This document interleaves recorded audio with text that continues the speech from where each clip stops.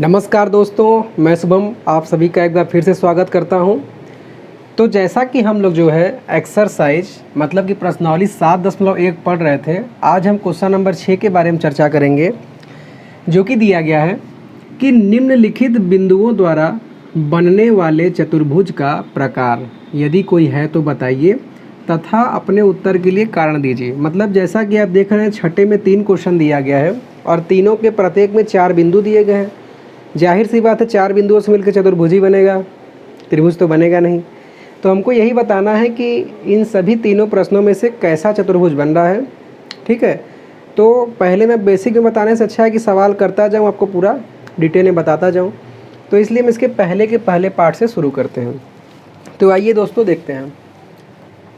तो जैसा कि इसका पहले का पहला पार्ट दिया गया है, बिंदु -1, -2, फिर 1, 0, अगला दिया है -1, 2 और इसके आगे दिया है चौथा बिंदु 3, 0। ठीक है, यही 4 बिंदु इसमें दिए गए हैं। क्वेश्चन को एक बार मैच कर लेता हूँ।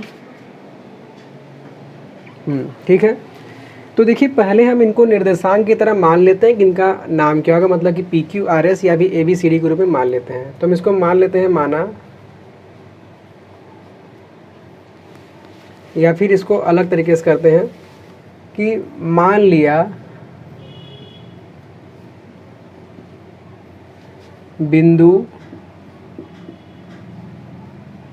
P क्या है, -1, -2, Q 1, 0, R जो है -1, 2 और S जो है -3, 0 है। तो जैसा कि हम लोग इसको सिद्ध करने के लिए हमको यहाँ प्रयोग कौन सा तरीका करना है, दूरी सूत्र का प्रयोग करना है। क्यों? क्योंकि निर्देशांक ज्यामिति पढ़ रहे हैं, तो हम उसी के आधार पर इनको करेंगे। कैसे कि दोनों बिंदुओं के बीच की दूरियाँ ज्ञात करेंगे, जैसा कि हमने क्वेश्चन नंबर 5 में किया हुआ था। ठीक है, उसमें भी आप देख सकते हैं। तो पहले हम लिख लेते हैं दूरी सूत्र।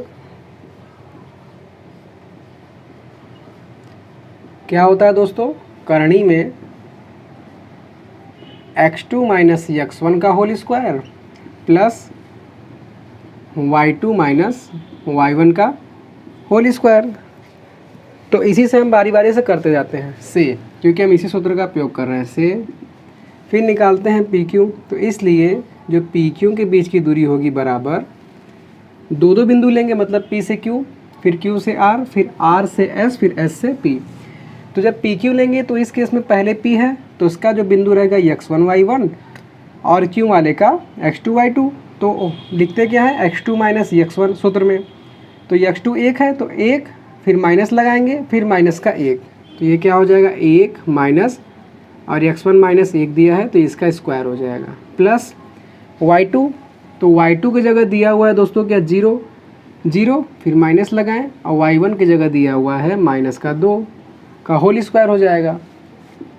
अब जब इसको एक्सप्लेन करेंगे तो देखिए करनी तो ऐसे ही रहेगी, लेकिन ये तो 1 है और ये 1 माइनस, ये माइनस प्लस हो जाएगा, माइनस माइनस प्लस हो जाएगा का होल स्क्वायर।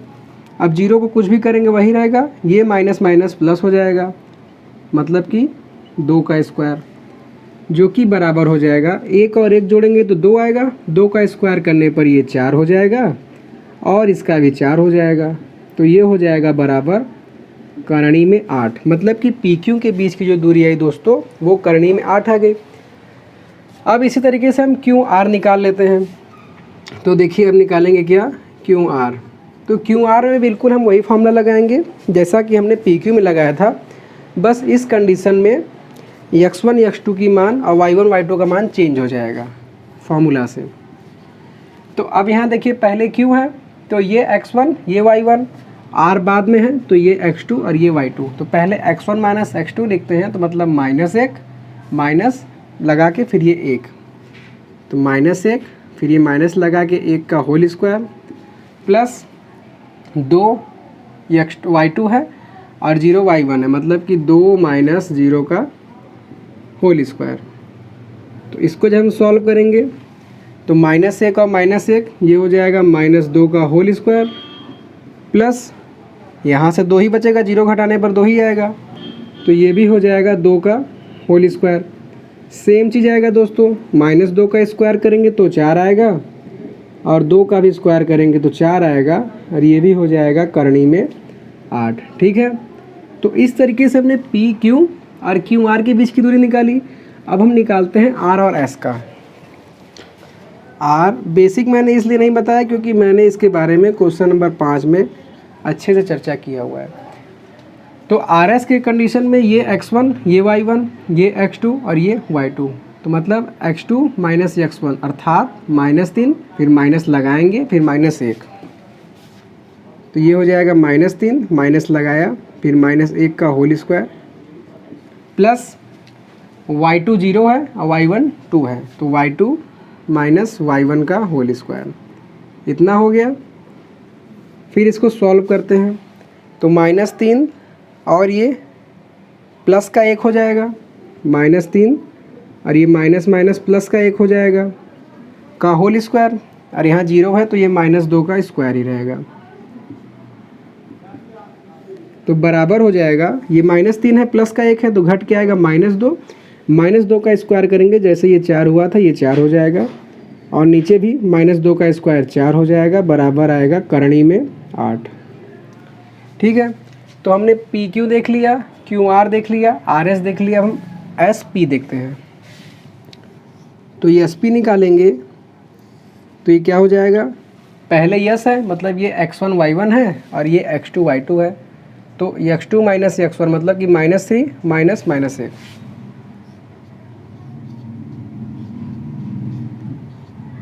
का whole square plus y2 minus y1 0 minus -2,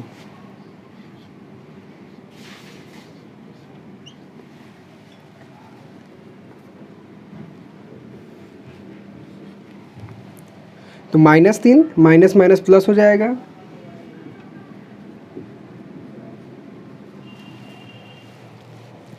और ये 0 है तो कैंसिल हो गया और ये माइनस माइनस प्लस 2 हो जाएगा, +2 का स्क्वायर बराबर। फिर यहाँ देखिए ऊपर का कंडीशन आ रहा है तो ये 2 हो जाएगा, 2 का स्क्वायर 4 और आगे 2 दिया हुआ है तो ये हो जाएगा करणी में 8 हो गया। तो देखिए इस तरीके से हम क्या देख रहे हैं कि चारों भुजाएं मतलब P Q, Q R, R S और एस पी, अगर इसका हम चित्र में बात करें तो कुछ इस तरीके से बनेगा। मान लीजिए ये बिंदु अगर ऐसे हैं चतुर्भुज के, पी क्यू आर एस, तो पी क्यू के बीच की दूरी है करणी में 8, क्यू आर के बीच के करणी में 8, एस आर की बीच की दूरी है करणी में 8 और एस पी के बीच की भी दूरी है करणी में 8। तो यहाँ तक हम देख रहे हैं कि चारों भुजाओं का मान तो बराबर है, लेकिन इसके साथ साथ जैसा कि हमने क्वेश्चन नंबर 5 में देखा था विकर्ण का संबंध, तो हमें इसको भी चेक करना है कि अगर इसके विकर्ण अगर आपस में बराबर हो जा रहे हैं तो हम कह देंगे कि ये जो चतुर्भुज है वो वर्ग के प्रकार का है। ठीक है, तो विकर्ण कौन कौन सा है, एक है पी आर और एक है क्यू एस, तो इसको भी हम देख लेते हैं। तो आइए हम देखते हैं विकर्ण कौन सा, पी आर। तो पी आर भी बिल्कुल ऐसे ही देखा जाएगा, मतलब ऐसे सॉल्व किया जाएगा। पी आर के केस में ये पी है x1 y1 और ये हो जाएगा x2 y2, तो ये x2 और ये x1 मतलब कि -1 दोनों हैं, तो ये x2 ये माइनस लगाया जाता है फिर -1 का whole square plus y2 minus y1 मतलब कि 2 फिर माइनस लगाएंगे फिर -2, 2 माइनस -2 का होल स्क्वायर।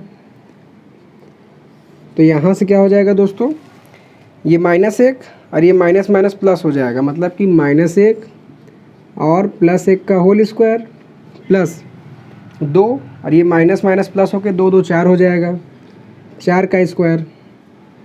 तो यहाँ से ये आएगा -1 का +1 तो भाई ख़त्म होगा, कैंसिल हो गया, 4 का स्क्वायर कुल करेंगे तो ये आएगा 16 और 16 का करणी में हम हटाएंगे तो इसका आंसर आएगा 4। तो ये बात हो गई पी आर की। अब दूसरा विकर्ण हम देखते हैं क्यू एस। अगर क्यू एस का मान भी सेम आ जा रहा है तो भाई ये हम कहेंगे कि ये क्या है, ये वर्ग है। तो अब देखते हैं क्यू एस तो जब हम क्यू एस बराबर देखेंगे तो क्यू क्या है, ये हो जाएगा आपका x1 y1 और यस है ये, तो ये हो जाएगा x2 y2, मतलब कि -3 -1 -3 -1 का होल स्क्वायर प्लस y2 है ये और ये y1, तो 0 -0 दोनों 0 0 हैं, तो 0 -0 का होल स्क्वायर। तो देखिए -3 और -1 हो जाएगा -4 का होल स्क्वायर और ये प्लस में 0, 4 का स्क्वायर करिए या -4 का, दोनों आएगा करनी में 16, बराबर ये आंसर आएगा, वर्गमूल हटाने पर 4 ही आएगा।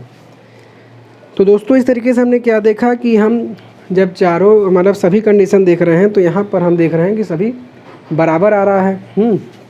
क्या आ रहा है यहाँ पर, मैं ये 2 क्वेश्चन ये मिटा दे रहा हूँ अभी, इसको नेक्स्ट वीडियो में करेंगे हम। हाँ, तो यहाँ देखिए कंडीशन देखने पे क्या आ रहा है कि क्योंकि पी क्यू बराबर क्यू आर बराबर आर एस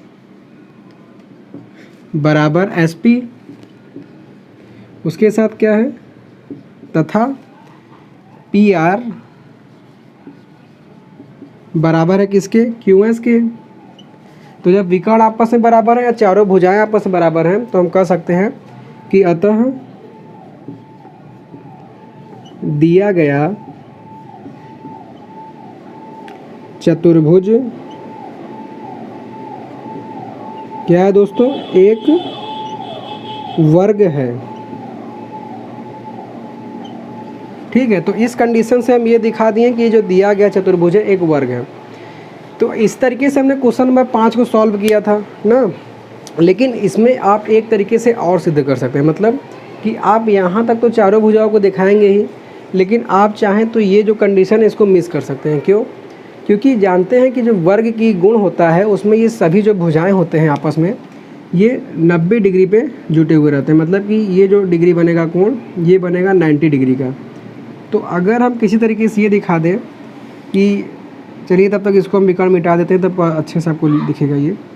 अगर हम किसी तरीके से ये दिखा दें कि यहाँ पर कोण एस पी क्यू बराबर 90 डिग्री है चारों भुजाओं के बराबर होने के बाद भी, तो हम ये कह सकते हैं कि दिया गया जो चतुर्भुज है एक वर्ग होगा। ये आप कर सकते हो, लेकिन जैसा कि जब पेपर में आपका लिखा रहेगा कि हमको दूरी सूत्र का ही प्रयोग करना है तो आपके लिए यही कंडीशन जो है गुड पड़ेगी। ठीक है, अगर ये नहीं दिया है तो आप दोनों में से कोई भी चीज़ लगा सकते हैं, मैं आपको बताता हूँ वो। तो आइए दोस्तों अब मैं आपको दूसरा मेथड भी बता देता हूँ कि जिसमें आपको ये चीज़ तो दिखाना पड़ेगा भाई इसी तरीके से पी क्यू बराबर क्यू आर बराबर आर एस बराबर एस पी। हाँ, आपको ये विकर्ण वाले संबंध में आपको छूट मिल सकती है। तो जहाँ तक सिमिलर है मैं वहाँ तक मिटा देता हूँ और उसके बाद जो करना है मैं आपको सेकंड मेथड में बता देता हूँ। जो ये बताया मैंने ये पहला मेथड है ना, तो उसमें क्या करना है आपको कि आपको एक त्रिभुज लेना होगा। त्रिभुज मैं लेता हूँ पी एस क्यू में, देखिए त्रिभुज पी एस क्यू में। तो पी एस क्यू में जब देखेंगे और यहाँ पर हम करेंगे क्यू एस का स्क्वायर, क्यू एस का स्क्वायर बराबर एस पी का वर्ग प्लस पी क्यू का वर्ग। तो हमने देखिए जैसा कि क्यू एस निकाला हुआ है कितना है, वो है आपका 4, तो क्यू एस की जगह हो जाएगा 4 का स्क्वायर बराबर, फिर एस पी का मान हमने निकाला है कितना, करनी में 8 है, तो ये हो जाएगा करनी में 8 का स्क्वायर। और पी क्यू भी एक भुजा है जिसका मान हमने निकाला है करनी में 8 का स्क्वायर। तो 4 का स्क्वायर करेंगे 16, करनी में 8 का स्क्वायर करेंगे तो करनी हट जाएगी, केवल 8 बचेगा। उसी तरीके से यहाँ पर भी करनी हट जाएगी, केवल 8 बचेगा। तो हम देख रहे हैं यहाँ 16 बराबर 16 आ रहा है।